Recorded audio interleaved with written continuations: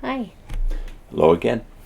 In Adolph's Saphir, we're at study number 63, which is in the chapter Doctrinal, Typical, and Prophetical Aspects of the History of Israel, page 298 of the Divine Unity of Scripture. Saphir starts, now the New Testament shows to us the deep meaning of this history. That is the history of Israel under the Old Covenant. How much the saints of God understood who lived in those days, it's impossible for us to define. But what God meant us to learn by this history is made manifest in the writings of the New Testament, for the promise was all along developing itself.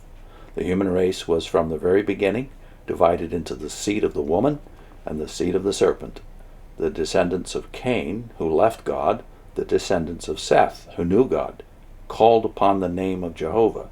We just made that point in a pure worship video. That the Watchtower separates calling on the name of Jehovah from true worship. The descendants of Seth, who knew God, called upon the name of Jehovah. For although the name Jehovah, in the fullness of its meaning, was only disclosed to Israel by Moses, just as the meaning of God being the Father was not fully disclosed to Israel until Jesus Christ came, yet they knew the name Jehovah, and they called upon this God of promise. And the future was seen by them, for Enoch prophesied of it, in which prophecy he saw approximately the judgment of the flood, but ultimately also the final appearing of Jehovah with all his saints. When we come to Noah, we find that there is a new beginning. He is the second father of the human race. There is a new beginning, a beginning which was made only possible through judgment and deliverance. And here we meet for the first time with that remarkable expression, covenant. God made a covenant with Noah. Among the heathen nations, such an idea as that of a deity or any god making a covenant would have been incomprehensible. Yeah, I think that's an excellent point, because you don't think about the difference between their relationship with God and other religions and their relationships with God made the covenant. Yeah. It's not an arrangement they make with God. Yeah. Yeah. So it would be very different than any other religion, where it's always you're just vying for some kind of protection or negotiating with God. Yeah. Your gods.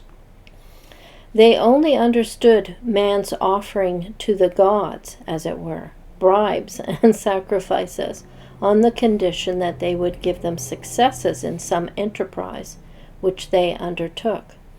But for God, in his sovereignty and in his wonderful love, himself initiating a disposition, an arrangement of things, in which, according to his own nature, he promised blessings which were to extend over centuries, nay, unto the end of history. This is a sublime idea, which is only revealed to us in the Scriptures. Covenant, in the Scripture sense, is not a compact that is made between two parties, and which is nullified by either of the parties not fulfilling the conditions. But covenant, as is manifest from the covenant with Noah, is simply a promise on God's part that as long as this dispensation lasts, he will not destroy the world again with water, and that the 4 seasons are to succeed one another. And as a seal of that gracious arrangement which God made, he gave to Noah and his descendants the sign of the bow in the cloud. And Noah was a prophet, for to him was revealed the future history of the race, that Shem was to belong specially to Jehovah, and that Japheth was to dwell in the tents of Shem. And thus the first promise, which was indefinite, speaks merely of the seed of the woman, received a more definite locality, and became limited to one of these 3 sections of the human race, to Shem.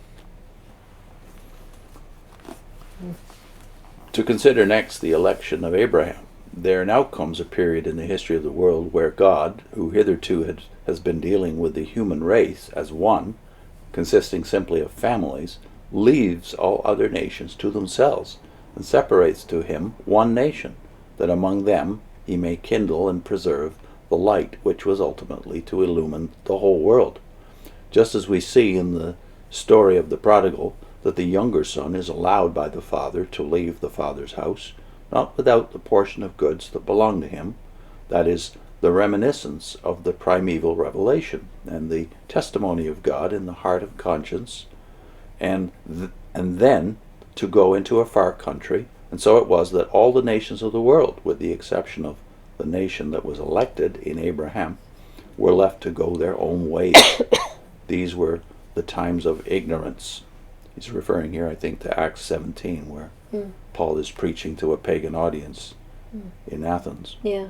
The times of ignorance God has overlooked. And Saphir says, and the purpose was this, to bring out what was in man apart from God. The world by wisdom, here's Paul again, 1 Corinthians, the world by wisdom knew not God, and to show that what was the character of sin when unrestrained by the divine law, outside the law of Moses, all the Gentiles. You find described in the first chapter of the epistle to the Romans how the nations forgot God. Well, Romans 1 says they even suppressed the knowledge of God they had. And because they forgot God, because they were unthankful, they were given up to work out the evil of their own hearts and of their own souls. And yet, notwithstanding all this, during this dispensation, God does not forget the Gentiles. And when Abraham and the patriarchs and Moses are brought into contact with the Gentiles, they never treat them as if they were outside, as it were, of the goodness and the wisdom of God, but always testify to them in the name of God and appeal to that which they have still retained in their remembrance of the knowledge of the Most High. Notice he uses Most High for God here, because that's how the pagans thought of the supreme God, if they knew anything about him. But the question still is asked, and it is a great stumbling block to many, whether they give utterance to it or not. Why did God for so many centuries restrict himself to one nation? And why were such special promises given to it only?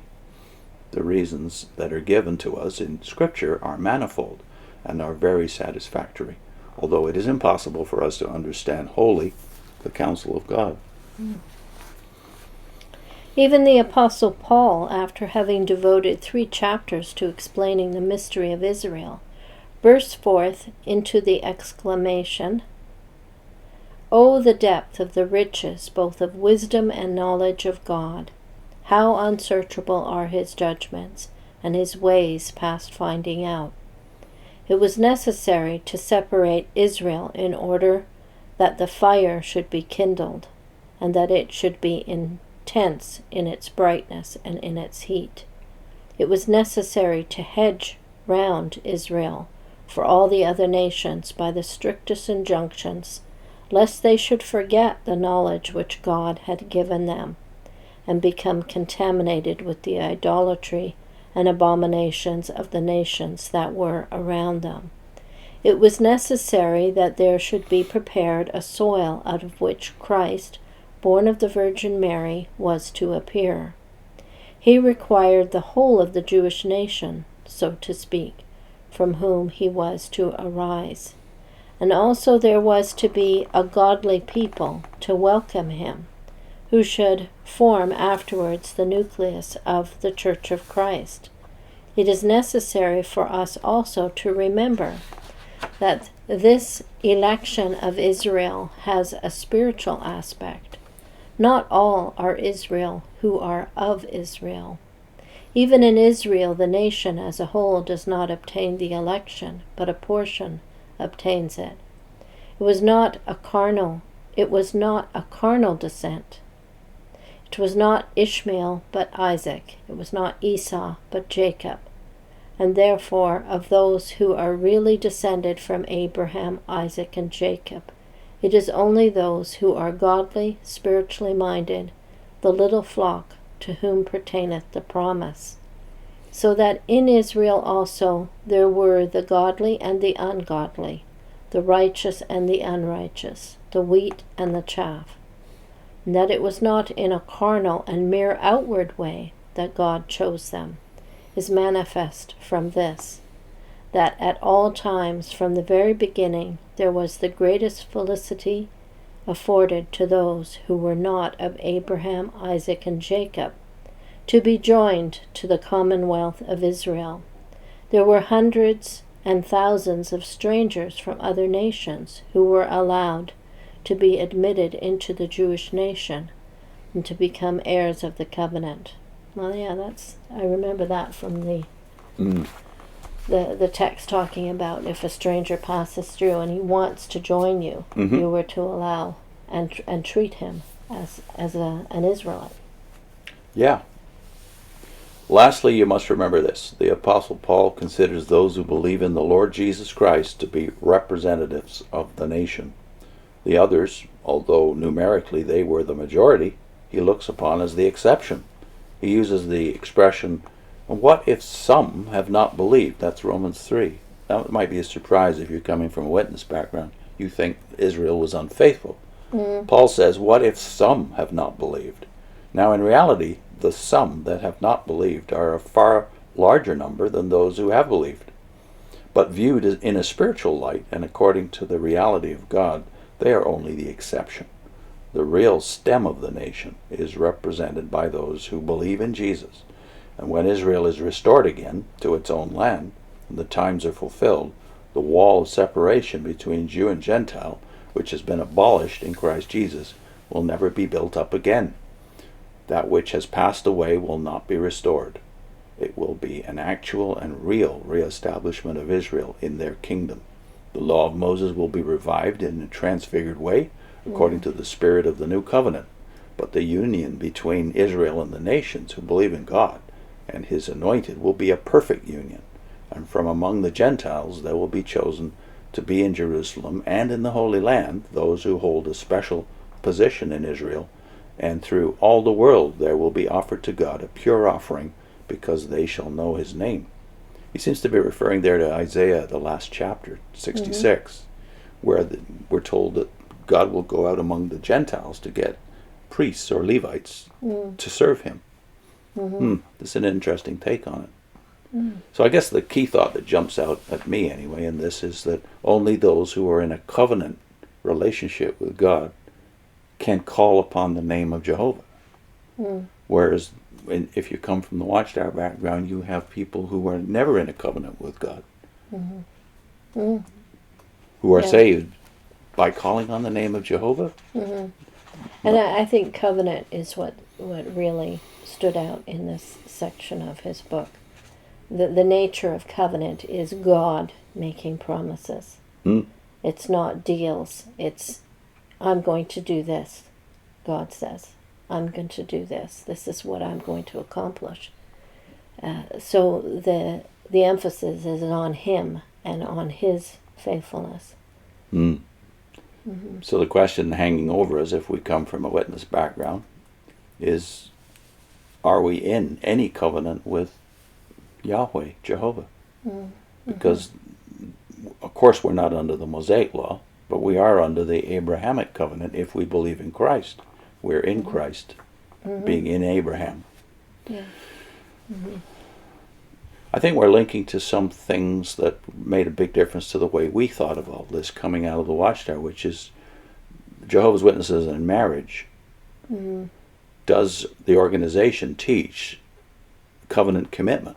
And we have reason to think that nowadays they don't even teach marital commitment. Yeah. They do they teach covenant commitment or unconditional love? No. Yeah. So there's several videos on Jehovah's Witnesses and marriage and the idea of covenant that we put together. And I think the first one is the one that's linked today. Right. See you soon. Bye.